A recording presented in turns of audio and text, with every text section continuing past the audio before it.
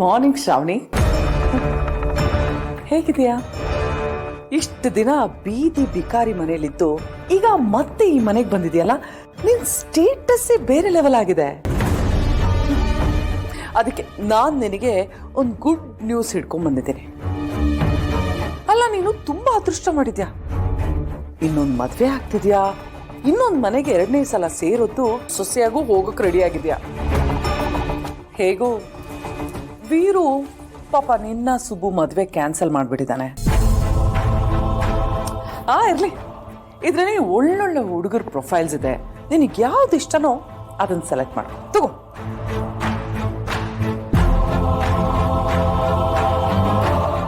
ಅಕ್ಕ, ನೀನು ಈ ಮಾತನ್ನ ಹೇಳ್ತಾ ಇದೀಯ.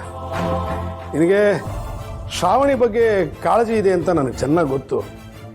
ಆದರೆ ನಡೆದದ್ದನ್ನೆಲ್ಲ ಮರೆತು ನಿನ್ನೊಳಗೆ ಪ್ರಪೋಸಲ್ ಬೇರೆ ತಂದಿದ್ಯಾ. ಗ್ರೇಟ್ ಅಕ್ಕ ನೀನು. ನೋಡು ಶ್ರಾವಣಿ, ಇದು ಅತ್ಯಂತ ಪರ್ಸನಲ್ ಲೆವೆಲಲ್ಲಿ ನೆಂಟ್ರಿಸ್ಟಿಂದ ಬಂದಿರೋ ಪ್ರಪೋಸಲ್ಲು. ನಿಮಗೆ ಈ ಪ್ರಪೋಸಲಲ್ಲಿ ಯಾವುದಾದ್ರೂ ಹುಡುಗ ಇಷ್ಟ ಆದರೆ ನಾನು ಸುಬ್ಬನ ಅವ್ರ ಮನೆಗೆ ಕಳಿಸಿ ಮಾತಾಡಿಸಿ ನೋಡ್ತೀನಿ. ಅವನು ಓಕೆ ಅಂದರೆ ಮದುವೆ ಮಾತುಕತೆ ಮುಂದುವರಿಸ್ಬೋದು. ನೀವು ಹೇಗೆ ಹೇಳ್ತಿರೋ ಹಾಗೆ ಆಗಲಿ. ಡೋಂಟ್ ವರಿ ವೀರು, ಈ ಮದುವೆ ಚೆನ್ನಾಗಿ ನಡೆಯುತ್ತೆ. ಯಾವ ತೊಂದರೆ ಆಗದೆ ಇರೋ ಹಾಗೆ ನಾನೇ ನೋಡ್ಕೋತೀನಿ. ನೀನಿಷ್ಟು ಹೇಳಿದೆಯಲ್ಲ ಅಂದಮೇಲೆ ಮುಗೀತು. ಸುಬ್ಬು ಇಷ್ಟೊತ್ತು ಬರಬೇಕಾಗಿತ್ತು, ಫೋನ್ ಮಾಡಿ ನೋಡ್ತೀನಿ.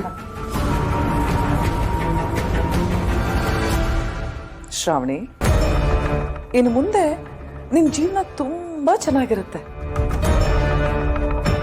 ಕಾಣದೆ ನೀನ್ ಹೇಗೆ ಒದ್ದಾಡ್ತೀಯ ಅಂತ ನಾನು ನೋಡ್ತಾ ಇರ್ತೀನಿ. ಇದನ್ನ ಇಲ್ಲಿಟ್ಟು ಹೋಗ್ತೀನಿ, ನಿಧಾನವಾಗಿ ನೋಡಿ ಸೆಲೆಕ್ಟ್ ಮಾಡು.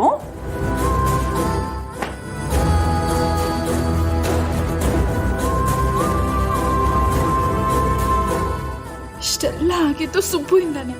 ಇವಾಗ ಅವನು ನಾನು ಯಾಕೆ ನೆನ್ಪು ಮಾಡ್ಕೋಬೇಕು? ಅನ್ಕೊಂಡಿದ್ದೆಲ್ಲ ಹಾಳು ಮಾಡ್ಬಿಟ್ಟ.